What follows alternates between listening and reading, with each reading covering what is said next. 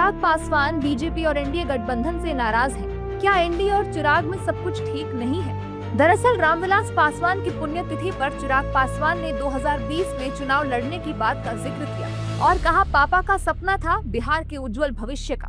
हालांकि इस दौरान चिराग ने एक बार भी बीजेपी या एनडीए का नाम नहीं लिया।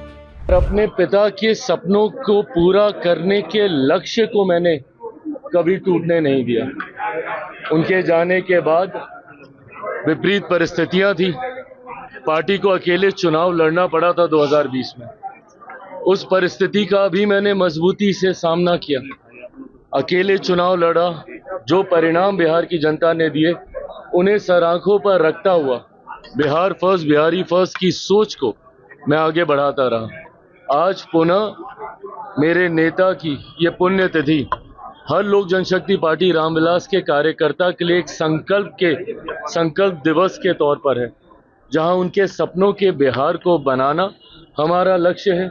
बिहार को फर्स्ट और बिहारियों को फर्स्ट बनाने की सोच के साथ, इस संकल्प के साथ आज के दिन लोक जनशक्ति पार्टी रामविलास का हर एक कार्यकर्ता चुनावी रण में उतरेगा और लक्ष्य सिर्फ और सिर्फ बिहार को एक विकसित राज्य बनाना।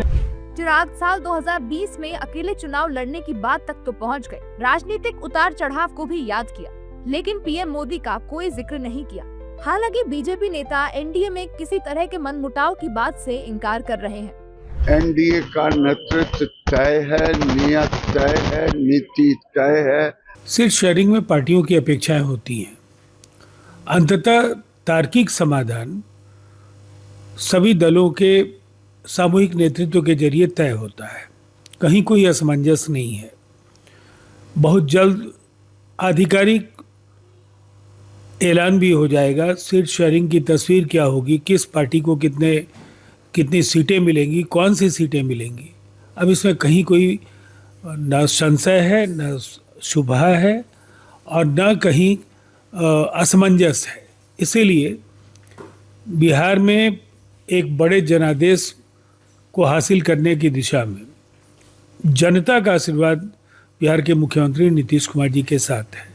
सभी दल उनको अपना अभिभावक मानते हैं और इसीलिए ये जो चीज़ें हैं वो बहुत जल्द आपको इनका समाधान दिखेगा।